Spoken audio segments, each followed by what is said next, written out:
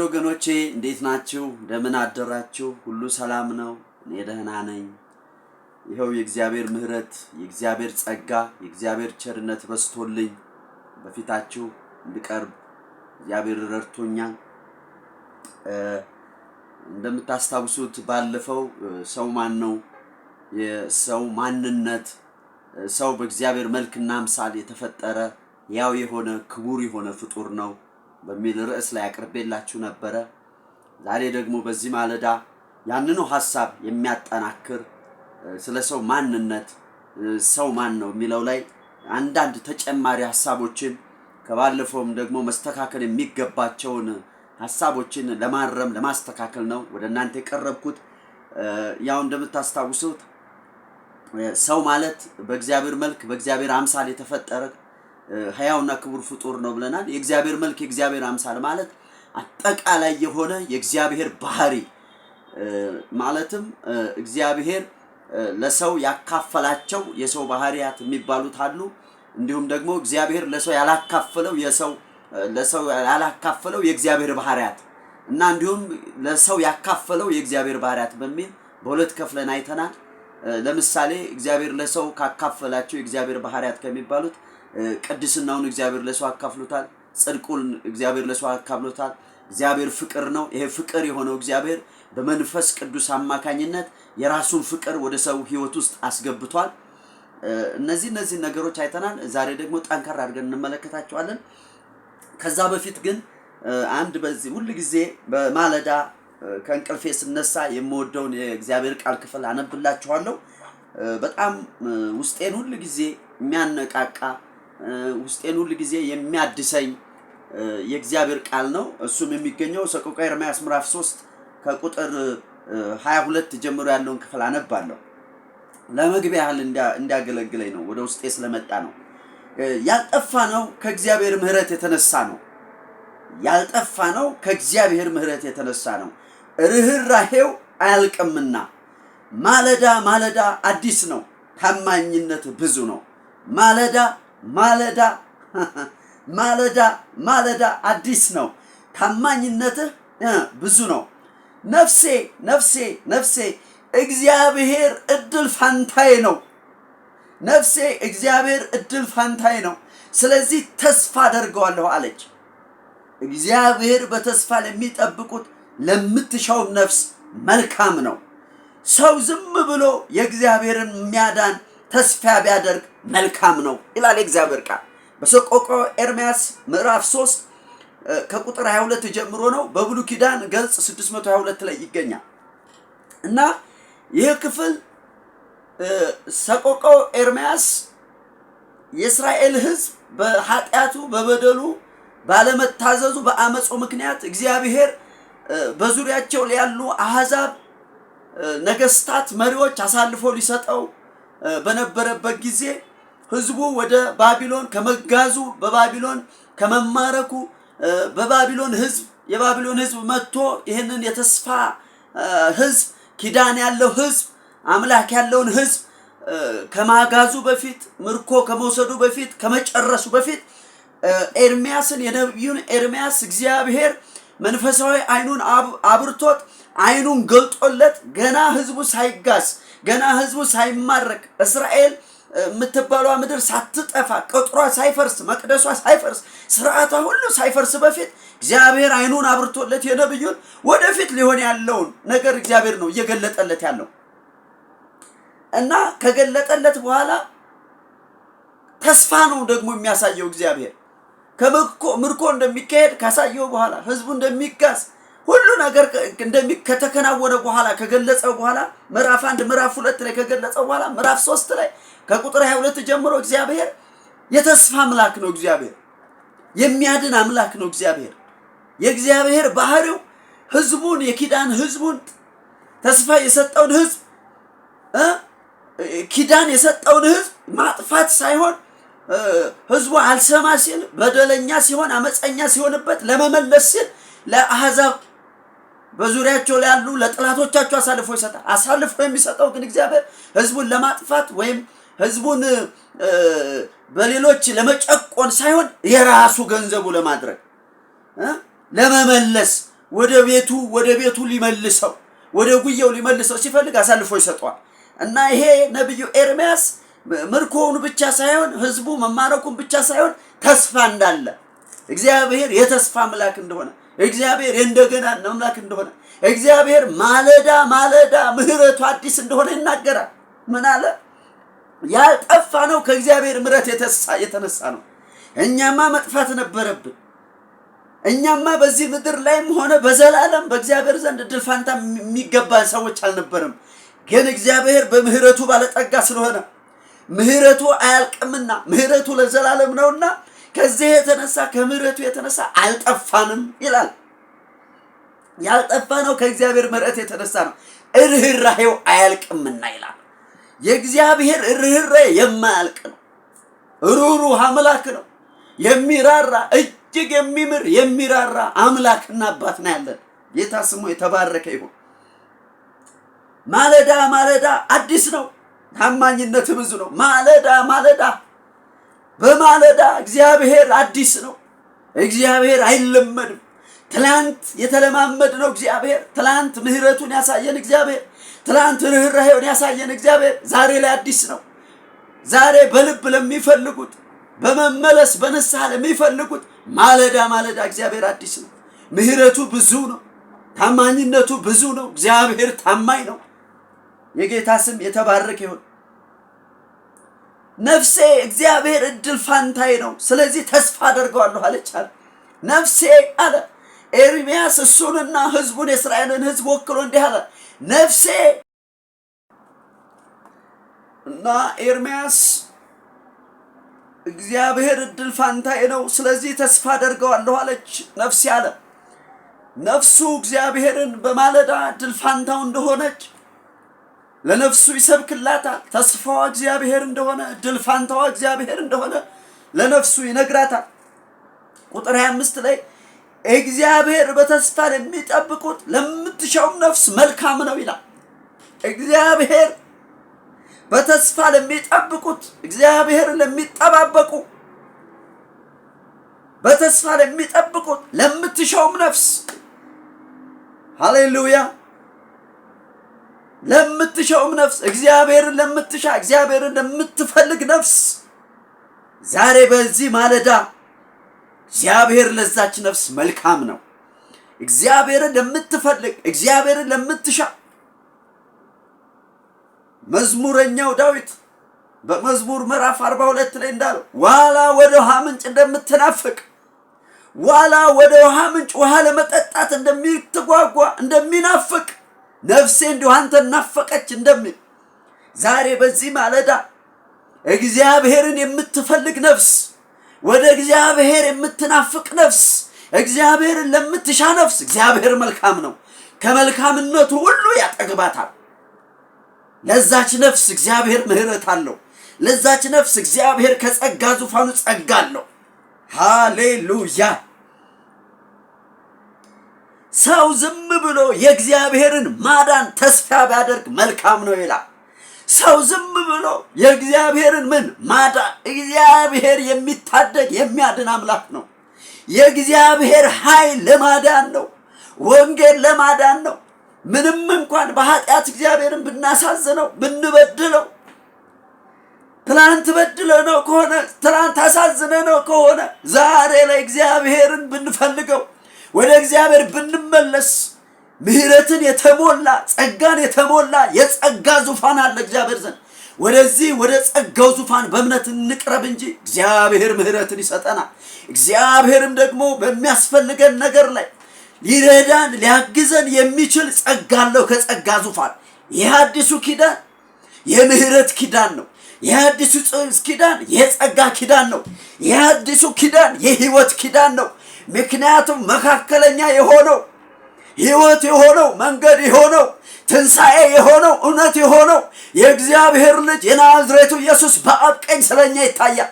ይህን ጌታ ይዘህ መካከለኛውን ይዘህ ዛሬ ከእግዚአብሔር ዘንድ ምህረትን እንቀበላለን። ዛሬ ከእግዚአብሔር ዘንድ ጸጋ እንቀበላለን። የጌታ ስም የተባረከ ይሁን። ይሄ ምክር አለ በዚህ ማለዳ። ይሄ መንፈስ በውስጤ ይጮሃል። ዛሬ ለምትመለሱ እግዚአብሔር ምህረት አለ። ዛሬ እግዚአብሔርን በእምነት ለምትፈልጉት እግዚአብሔር ምሕረት አለው፣ እግዚአብሔር ጸጋ አለው፣ እግዚአብሔር ማዳን አለው። ክብር አብ ይሁን፣ ክብር ለወልድ ይሁን፣ ክብር ለመንፈስ ቅዱስ አንድ አምላክ ይሁን በጌታ በኢየሱስ ክርስቶስ ስም አሜን። የጌታ ስም የተባረከ ይሁን። ለመግቢያ ይሄን ካል ውስጤ የሞላው ይሄ ነው። ጌታ ስሙ የተባረከ ይሁን። ወደ ዋናው አገልግሎቴ ወደ ዋናው ሐሳብ ይገባል። ባለፈው እንደተመለከትነው ሰው ማን ነው፣ እንዴት ተፈጠረ የሚለውን ተመልክተናል። አሁንም ማጠር አድርጌ እዚህ ክፍል ላይ ትንሽ ሐሳቦችን ልነግራችሁ ፈልጋለሁ። ባለፈው እንዳሳየኋችሁ ኦሪት ዘፍጥረት ምዕራፍ 1ን አጠቃላይ የሆነ ዳሰሳ ስንመለከተው ባለፈው በጥቂቱ ለማሳየት ሞክሬያለሁ። ዛሬም ጨምር አደርግበታለሁ። ዛሬ አዲሱ መደበኛ ትርጉም ይዣለሁ። በፊቱንም የ1962ቱን ዓመተ ምህረት መጽሐፍ ቅዱስ ይዣለሁ። እንዲሁም እንግሊዘኛውንም NIVውን ይዣለሁ። እነኚህ ሶስቱ ክፍሎች ላይ አንዳንድ ቁጥሮችን እየተመለከትን በእነዚህ ሶስት ቁጥሮች ላይ ሶስት መጽሐፎችን መሰረት አድርገን እንመለከታለን። የጌታ ስም የተባረከ ይሁን። ዘፍጥረት ምዕራፍ 1 ቁጥር 26ን አነባለሁ። እግዚአብሔርም አለ ሰውን በመልካችን እንደ ምሳሌያችን እንፍጠር፣ የባህር ዓሦችንና የሰማይ ወፎችን እንስሳትንና ምድርን ሁሉ በምድር ላይ የሚንቀሳቀሱ ሁሉ ይግዙ ብሎ እግዚአብሔር ተናግሯል። ስለዚህ ለማስታወስ ያህል ሰው በእግዚአብሔር መልክና አምሳል የተፈጠረው የእግዚአብሔር መልክና አምሳል ማለት ደግሞ አጠቃላይ የሆነ የእግዚአብሔር ባህሪ ለሰው ያካፈለው ለሰው ያላካፈለው አጠቃላይ የሆነ የእግዚአብሔር ባህሪ፣ በዛ በአጠቃላይ የሆነ የእግዚአብሔር ባህሪ ውስጥ ሰው ተፈጥሯል ማለት ነው። ኦሪት ዘፍጥረት ምዕራፍ 1 ስንመለከት በመጀመሪያ እግዚአብሔር ሰማይና ምድርን ፈጠረ ይላል። እንደው ክፍሉ እንዳሰስል አድርግ። በመጨረሻ የተፈጠረው ይሄ የፍጥረት ሁሉ ቁንጮ የሆነው የፍጥረት ሁሉ ራስ የሆነው ፍጥረቱን ሁሉ የሚገዛው በእግዚአብሔር መልክና አምሳል የተፈጠረው የሰው ልጅ ቢሆንም ከሱ በፊት የተፈጠሩትን እንመልከታቸው። ስለዚህ የሰው ክቡርነት፣ የሰው ታላቅነት፣ የሰው በእግዚአብሔር መልክና አምሳል መፈጠሩ እንዲገባን ከላይ ያሉት ከቀን 1 እስከ ቀን 5 ድረስ እግዚአብሔር የፈጠራቸው ብንመለከታቸው ጥሩ ይሆናል። አጠቃላይ የሆነ ግንዛቤ ፈጥረናል ብዬ ስላሰብኩ ነው። ስለዚህ በኦሪት ዘፍጥረት ምዕራፍ 1 ላይ ቁጥር 1 ላይ በመጀመሪያ እግዚአብሔር ሰማይና ምድርን ፈጠረ፣ ምድርም ባዶ ነበረች፣ አንዳችም አልነበረባትም ይላል። ጨለማም በጥልቁ ላይ ነበረ፣ የእግዚአብሔርን መንፈስ በውኃ ላይ ሰፎ ነበር። እግዚአብሔርም ብርሃን ይሁን አለ፣ ብርሃንም ሆነ። እግዚአብሔርም ብርሃኑ መልካም እንደሆነ አየ። እግዚአብሔርም ብርሃንና ጨለማን ለየ። እግዚአብሔርም ብርሃኑን ቀን ብሎ ጠራው፣ ጨለማኑም ሌሊት አለው። ማታም ሆነ ጠዋትም ሆነ አንድ ቀን ይላል መጽሐፍ ቅዱስ። በመጀመሪያ እግዚአብሔር ሰማይና ምድርን ፈጠረ ይላል። ሰማይን ምድርን በቃሉ ፈጠረ እግዚአብሔር። ሕያው በሆነው ቃሉ፣ በሚሰራው ቃሉ፣ ሁለት አፍ ከተሳለ ሰይፍ ይልቅ በሚሰራው ቃሉ፣ በሚቆርጠው ቃሉ ቃሉን ላከ እግዚአብሔር። ምድርና ሰማይ ተፈጠሩ። በዕብራውያን ምዕራፍ 1 ላይ እንደሚናገረው ይሄ ቃል ልጁ እንደሆነ ጌታችን መድኃኒታችን ኢየሱስ ክርስቶስ እንደሆነ ይናገራል። እግዚአብሔር ይሁን አለ ሲል ልጁ ነው ጌታችን መድኃኒታችን ኢየሱስ ክርስቶስ እንደሆነ ዕብራውያን ምዕራፍ 11 ላይ ዕብራውያን ምዕራፍ 1 ላይ ዮሐንስ ወንጌል ምዕራፍ 1 ላይ ይናገራል። በተለይ ሐዋርያው ዮሐንስ ወንጌል ምዕራፍ 1 ላይ ምን ይላል? በመጀመሪያ ቃል ነበር ይላል። ልክ እንደዚሁ እንደ ዘፍጥረት ምዕራፍ 1 ላይ በመጀመሪያ እግዚአብሔር እንደሚለው በመጀመሪያ ቃል ነበረ፣ ቃልም በእግዚአብሔር ዘንድ ነበረ ይላል።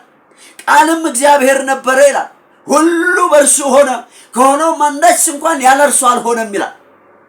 ወረድ ብሎ ቁጥር 14 ላይ ቃልም ሥጋ ሆነ ይላል። ምን ማለት ነው? እግዚአብሔር ሰው ሆነ ማለት ነው። ስለዚህ ይሄ እግዚአብሔር የፈጠረበት ቃል እግዚአብሔር ይሁን ያለበት ቃል እንደ ዮሐንስ ወንጌል ምዕራፍ 1 ሁሉ በእርሱ ሆነ እንደሚል ፍጥረት ሁሉ የተፈጠረው አካል በሆነው ሁለተኛ አካል ሆነው ወልደ እግዚአብሔር ሆነው በጌታችን በመድኃኒታችን በኢየሱስ ክርስቶስ አማካኝነት ነው። የዕብራውያን መልእክት ጻፊ ደግሞ ሁሉን ወራሽ ባደረገው ዓለማትን በፈጠረበት በልጁ በዚህ ዘመን መጨረሻ ለኛ ተናገረን ይላል። ስለዚህ ጌታችን መድኃኒታችን ኢየሱስ ክርስቶስ ቃል ነው፣ እግዚአብሔር ነው። ይሄ እግዚአብሔር የሆነው ደግሞ ሰው ሆነ። ማን? የሰው ልጅ፣ የጠፋውን የሰው ልጅ ሊያድን መጣ ይላል። ስለዚህ በዘፍጥረት መጽሐፍ ምዕራፍ 1 ላይ ሙሉ ስናየው የፍጥረትን ፈጠራ ላይ ስንመለከት ሰው ሲፈጠር ፍጥረት ሁሉ ሲፈጠር ይፈጥር የነበረው አምላክ ሰው የሆነው የእግዚአብሔር ልጅ የናዝሬቱ ኢየሱስ ነው። ክብር ለኢየሱስ ይሁን። ሃሌሉያ። ይሄን ካልኩ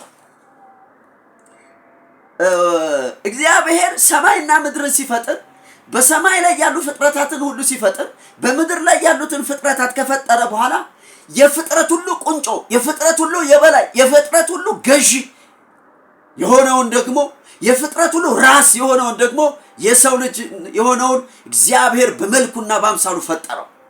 ስለዚህ የሰው ልጅ ምንድነው? ክቡር ነው። የሰው ልጅ ምንድነው? ገዢ ነው። የሰው ልጅ ምንድነው? በምድር ላይ የእግዚአብሔር ወኪል ነው፣ አስተዳዳሪ ነው፣ ባለስልጣን ነው። ጌታ ስሙ የተባረከ ነው።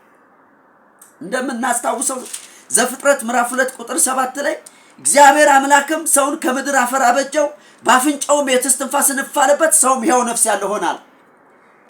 ታስታውሱ እንደሆነ በዚሁ በዘፍጥረት መጽሐፍ ላይ እግዚአብሔር ነገሮችን ከፈጠረ በኋላ እንደውም ምዕራፍ 1 ቁጥር 2 ላይ ምድርም ባዶ ነበረች፣ አንዳችም አልነበረባትም፣ ጨለማን በጥልቁ ላይ ነበር ይላል። አዲሱ መደበኛ ትርጉም እንደዚህ ይላል። ምዕራፍ 1 ቁጥር 2 ላይ ምድርም ቅርጽ የለሽና ባዶ ነበረች ይላል። ምድርም ቅርጽ የለሽ፣ ቅርጽ የሌላት ደግሞ ባዶ። እንግሊዘኛው ደግሞ NIV ምን ይላል? Now the earth was formless and empty ይላል። The earth was Now the earth was formless, shapeless and empty. ቅርጽ አልባ እና ባዶ የሆነች ነበረች ምድር እግዚአብሔር ሲፈጥራት። የእግዚአብሔር መንፈስ ግን ይላል በውሃ ላይ ሰፎ ነበር ይላል። አሁን ተመልከቱ፣ ይህች ቅርጽ አልባ የሆነች ይህች ቅርጽ የሌላት ምድር፣ ይህች ባዶ የሆነችው ምድር እግዚአብሔር ይህችን ምድር ምን ሲያደርግ ነበረ? በቀን 1 በቀን 2 እና በቀን 3 ላይ ይችን ቅርጽ አልባ የሆነችውን ምድር የመለየትና የማከማቸትን ስራ ይሰራ ነበረ። ለምሳሌ ብርሃንን ከፈጠረ በኋላ ቁጥር 4 ላይ እግዚአብሔርም ብርሃንን ከጨለማ ለየ ይላል። እንግሊዘኛው ምን ይላል? He separated the light from the darkness ይላል። He separated the light from the darkness ይላል። እግዚአብሔርም ብርሃንን ከጨለማ ለየ ይላል። የመለየትን ስራ እየሰራ ነበረ። ለምን ብለን ስናስብ ምድር ቅርጽ አልባ ስለነበረች ቅርጽ ይሰጣት ነበር በመለየት። ጨለማን ከብርሃን ይለየዋል፣ ብርሃንን ከጨለማ ይለያል። ስለዚህ ብርሃን ከጨለማ መለየት የተጀመረው ገና ከዘፍጥረት ነው። ጨለማ ብርሃን ከጨለማ ጋር ምንም ህብረት የለውም። ስለዚህ ምን መደረግ አለበት? መለየት አለበት። ጨለማ ከብርሃን ጋር ህብረት የለውም፣ ብርሃን ከጨለማ ጋር ህብረት የለውም ብሎ እግዚአብሔር ብርሃንን ከጨለማ ሲለየ ይለይ እንመለከታለን። ይሄ ምን ያመለክታል? እግዚአብሔር ቅርጽ የሌላትን ውበት የሌላትን ምድር በመንፈስ ቅዱስ አማካኝነት የእግዚአብሔር መንፈስ በኋላ ይሰፎ ነበር ስለሚል በመንፈስ ቅዱስ አማካኝነት እግዚአብሔር ምድርን ከፈጠረ በኋላ እግዚአብሔር አብ በልጁ በክርስቶስ ኢየሱስ በመንፈስ ቅዱስ አማካኝነት ደግሞ ቅርጽን ይሰጣት ነበር። ስለዚህ እግዚአብሔር ብርሃንን ከጨለማ ይለይ ነበር። ምን እንረዳለን? እግዚአብሔር በፍጥረት ስራ ላይም ሆነ በሰው ፍጥረት ላይም ሆነ አጠቃላይ በፍጥረት ስራ ላይም ሆነ ሰውን በመልኩና በአምሳሉ ሲፈጥር የሥላሴ ስራ የእግዚአብሔር አብ፣ የእግዚአብሔር ወልድ፣ የእግዚአብሔር መንፈስ ቅዱስ ስራ እንደሆነ እንመለከታለን። እግዚአብሔር አብ እቅድ ሲያወጣ እንመለከታለን። ምን አይነት እቅድ ሲያወጣ? ዓለምንና በሞላውን አጽናፋናቡን የመፍጠር እቅድ አወጣ እግዚአብሔር። ይህንን የመፍጠር እቅዱን ወደ ፍጻሜ ያመጣው እግዚአብሔር ወልድ ይባላል። ይህ ማስረጃ ካላችሁን ዮሐንስ ወንጌል ምዕራፍ 1፣ ዕብራውያን ምዕራፍ 1፣ ዕብራውያን ምዕራፍ 11 ይናገራል። ይህንን ደግሞ ይሁን ብሎ በቃሉ የፈጠረው እግዚአብሔር ወልድ ሲሆን ወደ መገለጥ ውስጥ ያመጣው አካል እንዲለብስ ያደረገው እንዲታይ ያደረገው ደግሞ ቅርጽ የሰጠው ደግሞ መንፈስ ቅዱስ ይባላል። እግዚአብሔር መንፈስ ቅዱስ ይባላል። ክብር ለአብ ይሁን፣ ክብር ለወልድ ይሁን፣ ክብር ለመንፈስ ቅዱስ አንድ አምላክ ይሁን። ምን ለማለት ፈልጌ ነው? እግዚአብሔር ይችን ባዶ የሆነችውን ይችን ቅርጽ አልባ የሆነችውን ምድር ደግሞ እግዚአብሔር ቅርጽ ሲሰጣት በመንፈስ ቅዱስ ደግሞ ሙላትን ሲሰጣት እንመለከታለን። ሙላቱን ደግሞ የምንመለከተው ከቀን 1 እስከ ቀን 3 ድረስ እግዚአብሔር ቅርጽ አልባ የሆነችውን ቅርጽ ሲሰጣት፣ ከቀን 3 ደግሞ እስከ ቀን 6 ደግሞ ይቺ ሙላት የሌላትን ባዶ የሆነችው ምድር ደግሞ በሙላት ሲያጥለቀልቃት እንመለከታለን። የጌታ ስም የተባረከ ይሁን። በመፍጠርና በሙላት ስራውን በመፈጸም በመንፈስ ቅዱስ አማካኝነት ባዶ የሆነችውን ምድር በሙላት ሲያጥለቀልቃት እንመለከታለን። የጌታ ስም የተባረከ ይሁን። አሁን በመጨረሻ ላይ እንግዲህ እግዚአብሔር ከቀን 1 እስከ ቀን 5 ድረስ ፍጥረትን ከፈጠረ በኋላ ምድርን ሰማይን ከፈጠረ በኋላ በውስጡ ያለውን ምድርና ሰማይን ደግሞ በሙላት እና ቅርጽ ከሰጠ በኋላ ደግሞ የፍጥረት ቁንጮ የሆነውን የፍጥረት ገዢ የሆነውን የፍጥረት የበላይ የሆነውን የፍጥረት ባለቤት የሆነውን ደግሞ በእግዚአብሔር መልክና አምሳል የተፈጠረውን የሰው ልጅ እግዚአብሔር ፈጠረ። የጌታ ስም የተባረከ ይሁን። ዋናው ዓላማው እግዚአብሔር ምድርን ሰማይን በቅርጽ ሲሰጣት ውበት ሲሰጣት በሙላት ሲያጥለቀልቃት ለሰው ልጅ ነው። ስለዚህ የሰው ልጅ ክቡር ነው። የሰው ልጅ በእግዚአብሔር መልክና አምሳል የተፈጠረው ለዚህ ነው። እግዚአብሔር በመልኩና በአምሳሉ የፈጠረው ይህችን ምድር እንዲጠቀምባት፣ ይችን ምድር እንዲገዛት፣ ይችን ምድር እንዲያስተዳድራት፣ በዚች ምድር ላይ እንዲነግስ ነው። ስለዚህ የሰው ልጅ ክቡር ነው። ስለዚህ የሰው ልጅ በእግዚአብሔር መልክና አምሳል ስለተፈጠረ የሰው ልጅ ሊፈናቀል አይገባው። የሰው ልጅ ሊሰደድ አይገባው። የሰው ልጅ መከራ ሊጫንበት አይገባም። የሰው ልጅ ሊገደል አይገባም። የሰው ልጅ ሊጠፋ አይገባም። ምክንያቱም እግዚአብሔር በመልኩና በአምሳሉ ስለፈጠረው። ምክንያቱም የሰው ልጅ ነካን ማለት እግዚአብሔር ነካን ማለት ነው። ከእግዚአብሔር ጋር ደግሞ የሚጣሉ ይደቃሉ ይላል የእግዚአብሔር ቃል። ስለዚህ እግዚአብሔር ማስተዋልን ይስጠን። የሰው ልጅ ክቡር ነው፣ ልናከብረው። የሰው ልጅ ሕያው ነው፣ ተንከባክበን ልንይዘው የሚገባ ሕያውና ፍጡር ነው። ጌታ ስሙ የተባረከ ይሁን። አንድ ነገር ልጨምርና የዛሬ ፕሮግራሜ ልጨርስ። ስለዚህ በዘፍጥረት ምዕራፍ 2 ቁጥር 7 ላይ እግዚአብሔርም አለ ሰውን በመልካችን እግዚአብሔርም ሰውን ከምድር አፈር አበጀው ነው የሚለው። በአፍንጫውም የሕይወት እስትንፋስን እፍ አለበት፣ ሰውም ሕያው ነፍስ ያለው ሆነ ይላል። ጌታ ስሙ የተባረከ ይሁን። እንደምታስታውሱት እያየን ያለነው ዘፍጥረት ምዕራፍ 1 እና ዘፍጥረት ምዕራፍ 2 ነው። ዘፍጥረት ምዕራፍ 1 ቁጥር 2 ላይ እንደምትመለከቱት የእግዚአብሔርን መንፈስ በኋላ ይሰፎ ነበር ይላል። እግዚአብሔርም አለ ይላል። ስውር በሆነ ሁኔታ ደግሞ እግዚአብሔር ወልድን እንመለከታለን። በአዲስ ኪዳን መነጽር ብሉይ ኪዳን ስንመለከት በዮሐንስ ወንጌል ምዕራፍ 1 እና ዕብራውያን ምዕራፍ 1 ላይ ስንመለከት ዓለማት የተፈጠሩት እግዚአብሔር ይሁን አለ ሲል ይሄ ይሁን አለ የሚለው ቃሉ እግዚአብሔር ወልድ ነው። ይሄንን አዲስ ኪዳን ላይ ገብተን መመልከት እንችላለን። አሁን ምን ለማሳየት ፈልጌ ነው? ይሄ በእግዚአብሔር መልክና አምሳል የተፈጠረው የሰው ልጅ በእግዚአብሔር መልክና አምሳል የተፈጠረው የሰው ልጅ በአፍንጫው የሕይወት እስትንፋስን እፍ ሲልበት እግዚአብሔር ሕያው ነፍስ ያለው ሆነ ነው የሚለን። አሁን ተመልከቱ። ይሄ ከእግዚአብሔር አፍ የወጣው እስትንፋስ ከእግዚአብሔር የወጣው ትንፋሽ የሚለው ሕይወትን የሚሰጥ ነው። ለሰው የሚሰጥ ነው።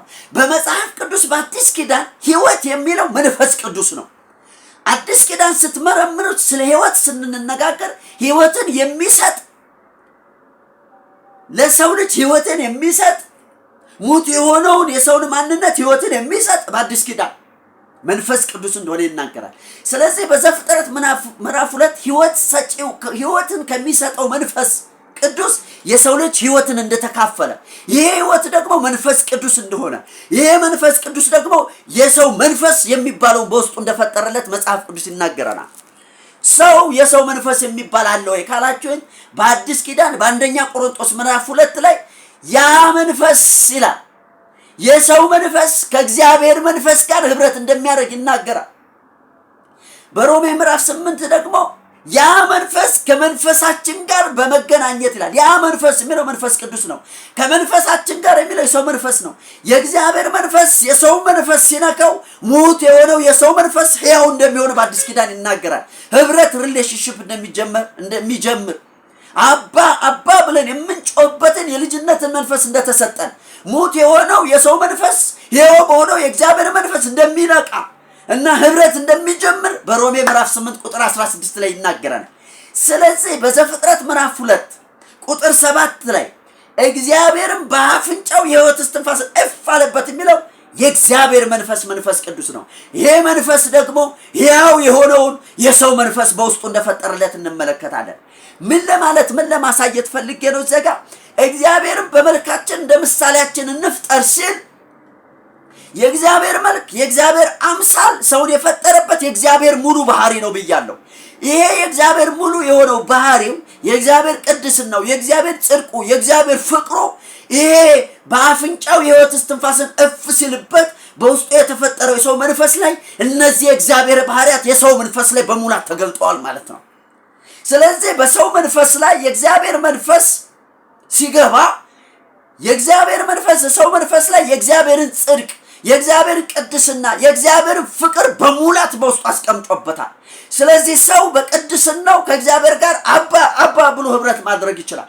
ሰው በጽድቁ ከእግዚአብሔር ጋር መገናኘት ይችላል። እንከን አልባ ኃጢአት የለሽ አድርጎ ነው እግዚአብሔር የፈጠረው። ሲፈጥረው ጻድቅ አድርጎ ነው የፈጠረው። በዚህ በሰው መንፈስ ላይ በሙላት የእግዚአብሔር ቅድስና፣ በሙላት የእግዚአብሔር ጽድቅ ተፈጥሮበታል። የእግዚአብሔር ፍቅር አለበት። የእግዚአብሔር መልካምነት አለበት። ይሄ ነው የሰው መልክና አምሳል ማለት። የሰው ማንነቱ ማለት በውስጡ ባለው በውስጡ በማይታየው የሰው ማንነት ላይ በመንፈሱ ላይ የእግዚአብሔር ጽድቅ፣ የእግዚአብሔር ቅድስና፣ የእግዚአብሔር መልካምነት፣ የእግዚአብሔር ፍቅር በሙላት ተገልጦበታል። ጌታ ስሙ የተባረከ ይሁን። የሰው መልክና የሰው አምሳል ማለት ካላችሁ በተካፈለው የእግዚአብሔር መንፈስ በውስጡ በተፈጠረው የሰው መንፈስ ውስጥ የእግዚአብሔር ባህሪያት በሙላት ተገልጠውበታል። ስለዚህ ሰው ከእግዚአብሔር ጋር ህብረት ማድረግ ይችላል። የጌታ ስም የተባረከ ይሁን። ጌታ ስሙ ብሩክ ይሁን። ስለዚህ የሰው ማንነት የምንለው በውስጡ የተካፈለው አጠቃላይ የሆነው ሙሉ የሆነው የእግዚአብሔር ባህሪው ማለት ነው። ጌታ ስሙ የተባረከ ይሁን። ለዛሬ እዚህ ላይ አቆማለሁ። ጌታ ይባረክ። ይሄ ግን የሰው መልክና አጠቃላይ የሆነው ሰው በመንፈሱ የተካፈለው የእግዚአብሔር ባህሪ አልቀጠለም፣ ተበላሽቷል። በምን ካላችሁኝ በሚቀጥለው ሳምንት በማቀርበው በዘፍጥረት ምዕራፍ 3 በኃጢአት አማካኝነት የሰው ልጅ ወደቀ። ይሄንን በውስጡ በመንፈሱ ላይ በነፍስ ክፍሉ ላይ የተካፈለው የእግዚአብሔር የጽድቅ ሕይወት፣ የቅድስና ሕይወት፣ ዕውቀት ሙሉ የነበረው የሰው ልጅ ዕውቀት ሁሉ ተበላሸ፣ ደከመ። ህብረት ከእግዚአብሔር ጋር ተቋረጠ። ያ በተካፈለው መንፈስ ከእግዚአብሔር ጋር በመንፈሱ የሰው ልጅ ከእግዚአብሔር ጋር መንፈስ ከሆነው ከእግዚአብሔር ጋር ህብረት ያደርግ ነበር። በኃጢአት ምክንያት ይሄ ህብረት ግን ተሰበረ። ሰው በመንፈስ ከእግዚአብሔር ዘንድ ተለየ።